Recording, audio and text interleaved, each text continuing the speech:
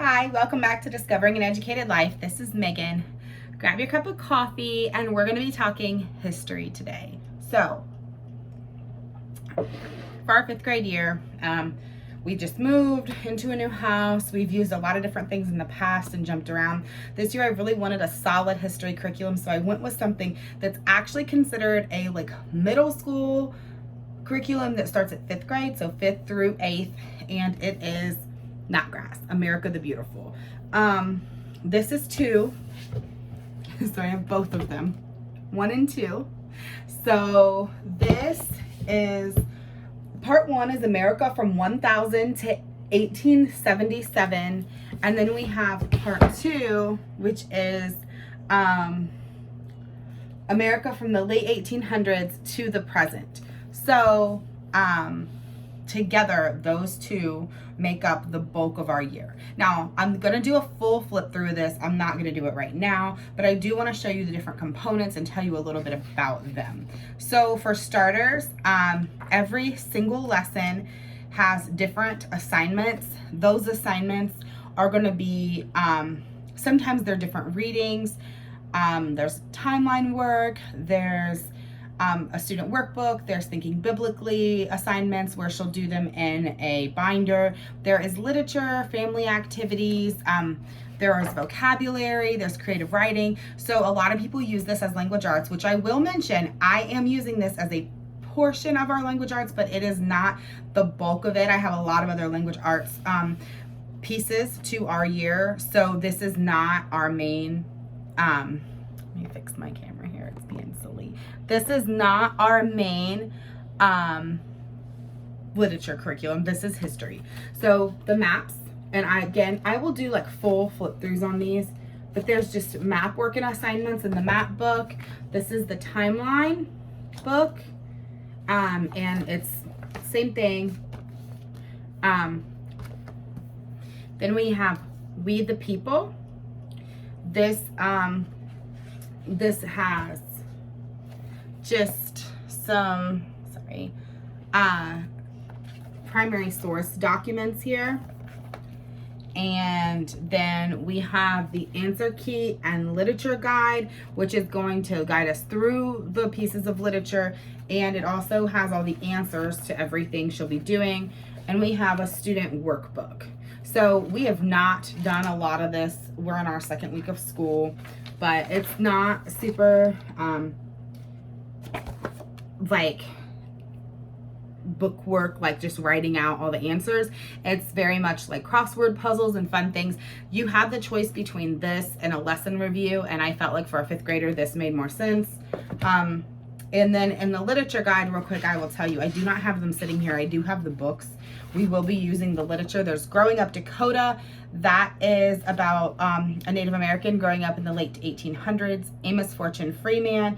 That is the story of a young man who was born a prince in Africa, and he is brought to America and he's enslaved. There is also a book, Brady.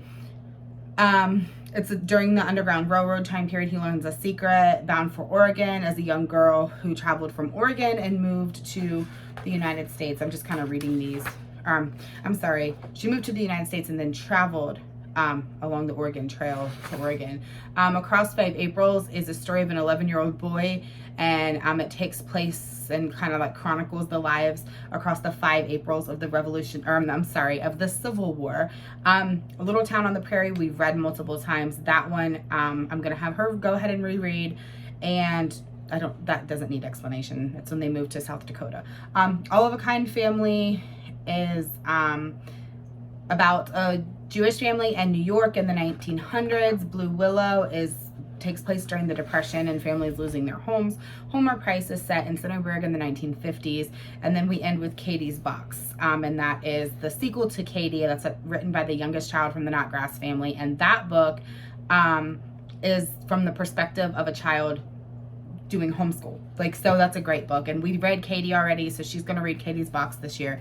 And then this has all of that scheduled in there. And that's also scheduled in the other part. So that is the main component of our history. Again, I will do a really thorough flip through. I'm sure some people want to see that.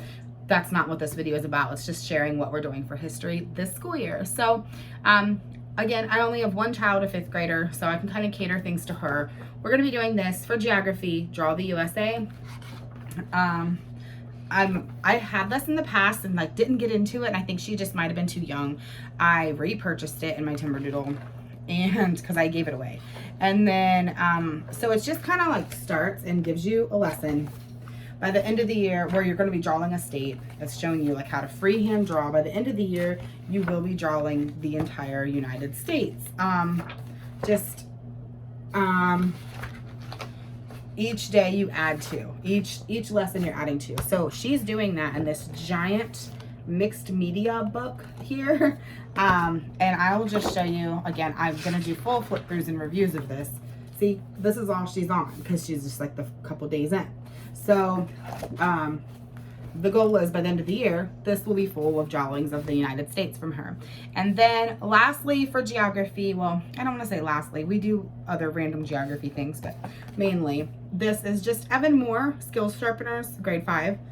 And this is very independent. I give this to her and she reads it. Sometimes there is a small project or something, like I think this week she has to like map, print off a map and use a highlighter to like make a plan of somewhere she's going to go. There are crossword puzzles. It's just a really independent geography workbook that's going to give her things that she doesn't necessarily get in the other curriculum we're using this year. So she does have a lot of map work and things in her Knotgrass, but this is going to have things like latitude and longitude and cultural things about different countries, and it's just a really good resource to just kind of round out her history and geography curriculum. With Timberdoodle, I also did get a scrunch map of the USA, and since she didn't have one already, I also went ahead and ordered a scrunch map of the world, and we've used those a few times in different things.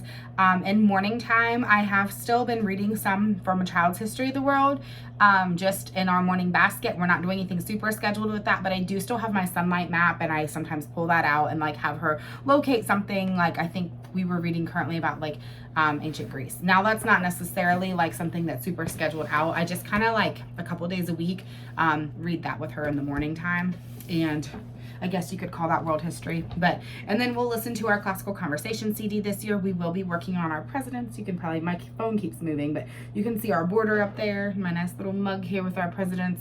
So we are going to talk about and work on reading through some different books about presidents and trying to memorize the order of the presidents this year. Obviously, we're working on memorizing our 50 states. I think we do have a drawing book resource that's Doodle America, and I guess you could count that as part of our history. But that's pretty much it. I have a ton of coloring books. I ordered some like that are American history coloring books. I ordered a lot to go with Knotgrass, and I'll talk some more about that in the Knotgrass video where I really dive in. That's probably going to be a 20 to 30 minute video because I have so many resources and things to share just about Knotgrass. In that video, I'm going to talk about the homeschool history website that they have that you can search. It is a subscription, which I did pay for, and they also have links to just websites and resources and all kinds of things for each different history curriculum that Knotgrass has.